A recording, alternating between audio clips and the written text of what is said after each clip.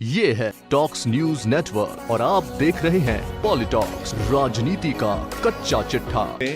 मात्र 6 जगहों पर उनको बहुमत हासिल हुआ है। ये चुनाव सरकार के बनने के लगभग 11 महीने के बाद हो रहे हैं और लोकसभा चुनाव में जहां भाजपा सभी सीटों पर जीतकर गई थी, आज शहरी क्षेत्र जो भ्रम भारतीय जनता पार्टी को है कि शहरी क्षेत्र में बहुत मजबूत हैं, आज वो भ्रम निर्णायक रूप से टूट गया है।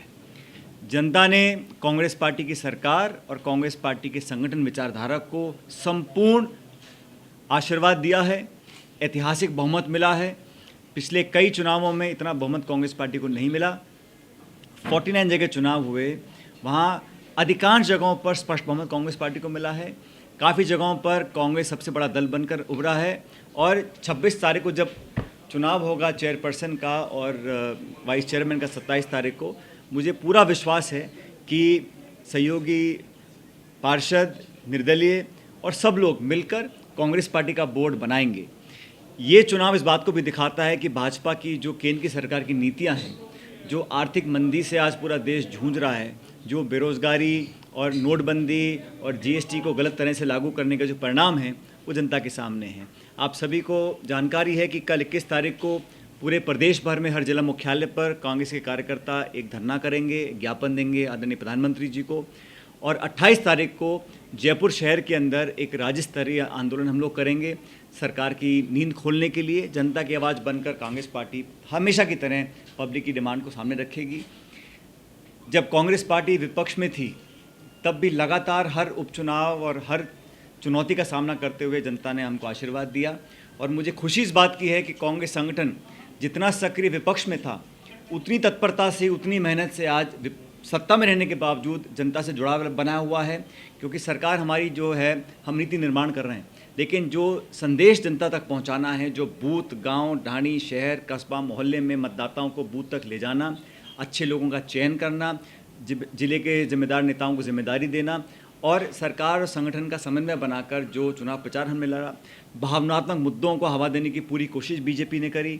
चाहे वो आर्टिकल 370 हो, चाहे वो भगवान राम के मंदिर के बारे में बात हो, यूनिफॉर्म सिविल कोड की बात हो, ट्रिपल तलाक की बात, सारे जज्बाती मुद्दों पर उन्होंने अपनी राजनीति को केंद्रित किया। लेकिन परिणाम भी निकला कि जो आशीर्वाद जनता ने कांग्रेस को दिया 11-12 महीने पहले, उतना ही या उससे ज़्यादा हम लोगों को पुनः आशीर्वाद मिला है।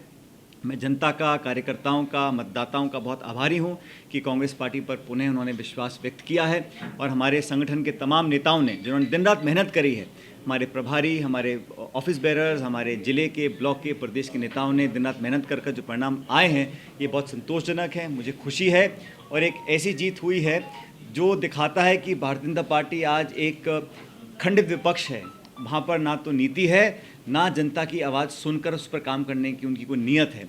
और पब्लिक समझ रही है कि कांग्रेस ही जनता का विकास कर सकती है और हमारी सरकार को 1 साल के जो काम हम लोगों ने किए हैं, जनता ने उसको पसंद किया है।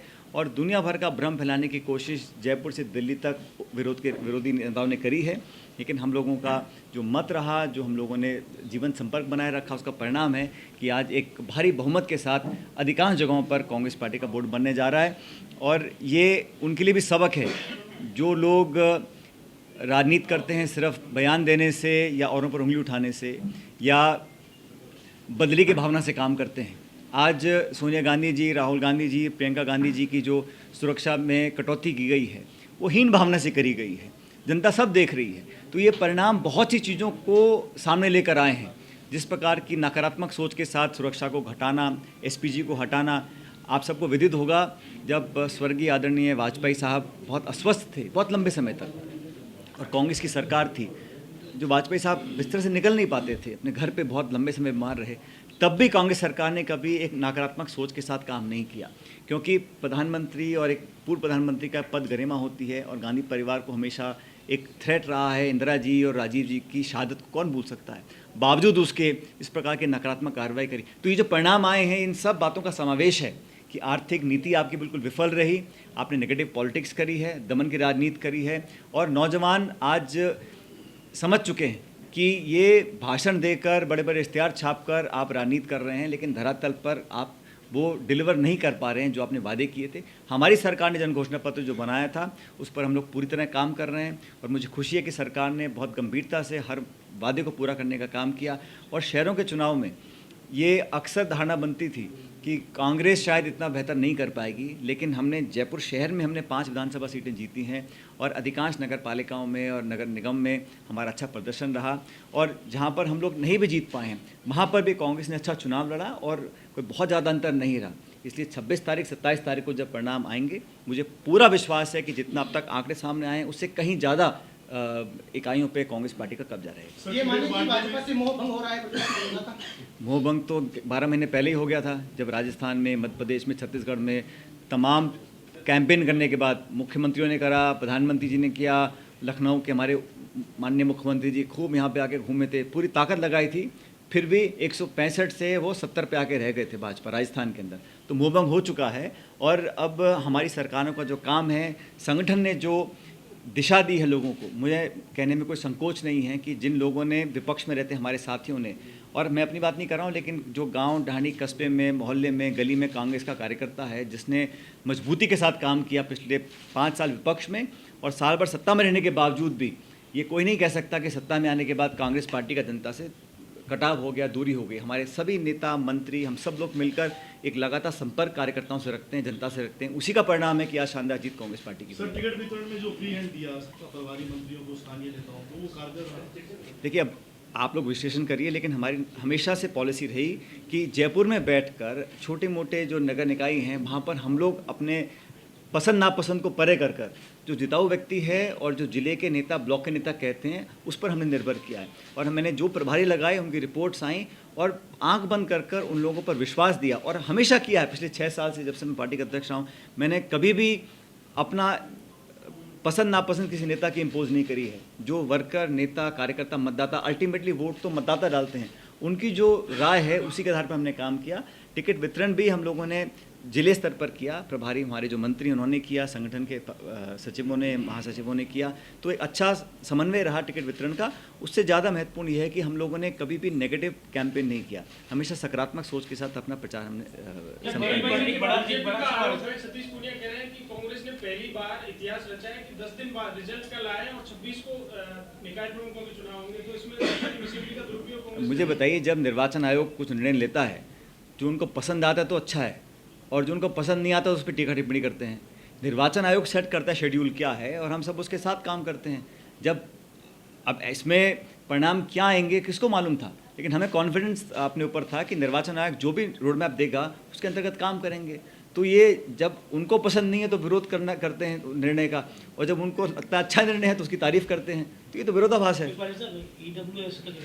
बिल्कुल, हमारी सरकार ने जो EWS को लेकर शहर में जो शहरी मंत्रालय ने जो बहुत से घोषणाएं करी, और हमने जो निकाय चुनाव के लिए एक विशेष घोषणा पत्र बनाया था, मैनिफेस्टो, उसको लोगों ने समझा है।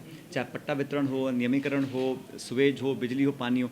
और देखिए, ये सिर्फ एक शहर तक सीमित नहीं है, सरकार ने सब विभागों में काम किया है। और भारतीय जनता पार्टी ने पिछले 12 महीने हमें कहीं लगा नहीं कि पब्लिक की आवाज़ बनकर सदन के अंदर या बाहर उन्होंने ऐसा कुछ, तो जनता जब उम्मीद खो देती है तो उस दल को क्यों आशीर्वाद देंगी। और जब सरकार कांग्रेस की बनी है और हम लोग मिलकर काम कर रहे हैं, लोगों को काम पसंद आ रहा है, इसलिए लोगों ने भारी जीत हमको दी है। सर, 1.5 महीने बाद में पंचायतों के भी चुनाव आने वाले हैं, टिकट वितरण का और जो घोषणा पत्र का, क्या यही पैटर्न जारी रहेगा? क्या जो पैटर्न कामयाब रहा है अपन तो उसी पे चलेंगे ना, अपन क्यों छेड़खानी करेंगे उसमें।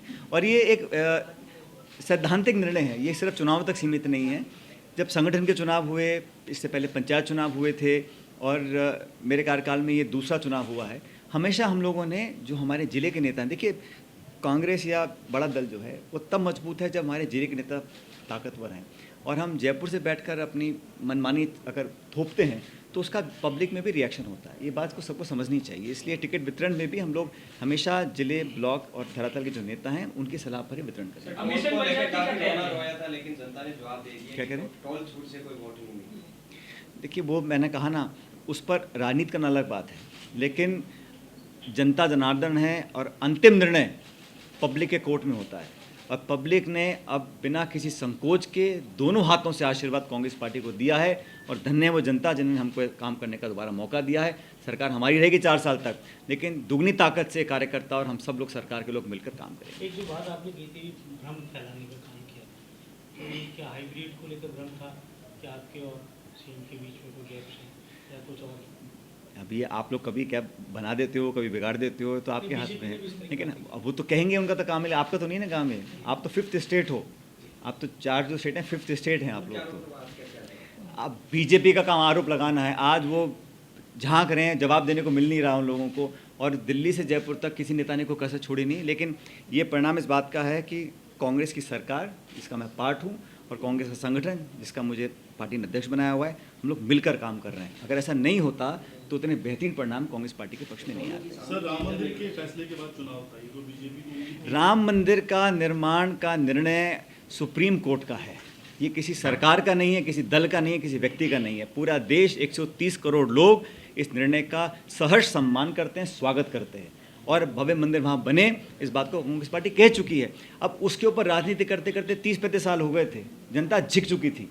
परिणाम आया, सुप्रीम कोर्ट का वर्डिक्ट आया, सबने स्वागत किया, और हम सब उस निर्णय को बहुत सम्मान के साथ आगे ले जाकर काम करेंगे। सरकार अपना काम करेगी, लेकिन इस पर राजनीति करने का जो समय था वो समाप्त हो चुका है। 90 के दशक में 10 साल तक खूब राजनीति करी, खूब चुनाव लड़ लिए, यात्राएं करी, रथों पे चढ़े, घोड़ों पे चढ़े। अल्टीमेटली अब सुप्रीम कोर्ट ने आकर, एक्चुअली सुप्रीम कोर्ट के निर्णय से भाजपा की राजनीति पर पूर्ण विराम लग गया है इस मुद्दे को लेकर, और मुझे खुशी है कि एक सर्वसम्मति का निर्णय रहा। 5-0 के एक तरफा बैलेंस से एक वर्डिक्ट आया सुप्रीम कोर्ट का, और सुप्रीम कोर्ट से बड़ा कोई कोर्ट इस देश में नहीं है। सर, निर्दलीयों की भूमिका भी रहेगी अधिकांश जगहों पे, क्या बातचीत होगी? देखिए, हमने तो बड़ा डेमोक्रेटिक प्रोसेस है, जिस व्यक्ति को भी सभी पार्षद चुनना चाहेंगे वो व्यक्ति चेयरमैन बनेगा। और मैंने कहा अधिकांश कांग्रेस पार्टी के पार्षद हैं, जहाँ पर हमारे पार्षद नहीं हैं या सहयोगी दल के हैं या निर्दलीय हैं, उनका सहयोग भी हम लोग लेंगे, देने में क्या बुराई है।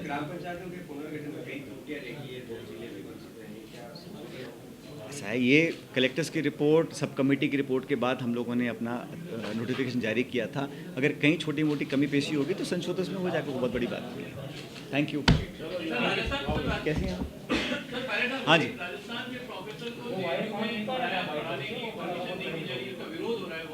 कौन से वो BHU वाले भी? मेरी उसमें राय ऐसी है कि अगर कोई व्यक्ति किसी विषय को पढ़ाना चाहता है या पढ़ाने के लिए क्वालिफाइड है, तो सिर्फ धर्म के नाम पर उसका विरोध करना मैं गलत मानता हूँ। कुछ लोगों की राय मुझसे अलग हो सकती है, लेकिन मैं नहीं मानता हूँ कि एक लोकतांत्रिक प्रणाली में, जहाँ सब नागरिक एक समान है संविधान के दायरे से, कोई एक व्यक्ति कोई विषय पढ़ाना चाहता है, उसके लिए उपयुक्त है, सारा क्वालिफाइड है, पढ़ाना चाहता है, वो आत्मा से उस सब्जेक्ट के लिए समर्पित है, और फिर सिर्फ धर्म के नाम पर उसको बोला पढ़ा नहीं सकते हैं, तो ये विरोध मैं व्यक्तिगत रूप से मानता हूँ ठीक नहीं है। क्योंकि कल कोई विषय क्या पढ़ा रहा है, आप कल बोलो विज्ञान वाले को इस धर्म का होना चाहिए और संस्कृत वाले को उस धर्म का होना चाहिए। पढ़ाई, शिक्षा, ज्ञान वरदान है, और जो पढ़ाता है वो गुरु होता है, उसकी कोई जाति धर्म नहीं होता। वह आप कहोगे महिला नहीं हो, पुरुष हो, वो इतने कद का हो, इतने रंग का हो, ऐसा तो शिक्षा देने वाला तो गुरु है, उसका सम्मान करना चाहिए। और अगर किसी व्यक्ति में इतनी गुणवत्ता है कि वो किसी और धर्म का होने के बावजूद भी उसमें कार्यकुशलता है कि उसने इसका अध्ययन कर कर उसमें महारत हासिल करी है, और वो मन से शिक्षा को बांटना चाहता है, तो मुझे लगता है इसका विरोध गलत है, होना नहीं चाहिए। ये है टॉक्स न्यूज नेटवर्क और आप देख रहे हैं पॉलिटॉक्स, राजनीति का कच्चा चिट्ठा।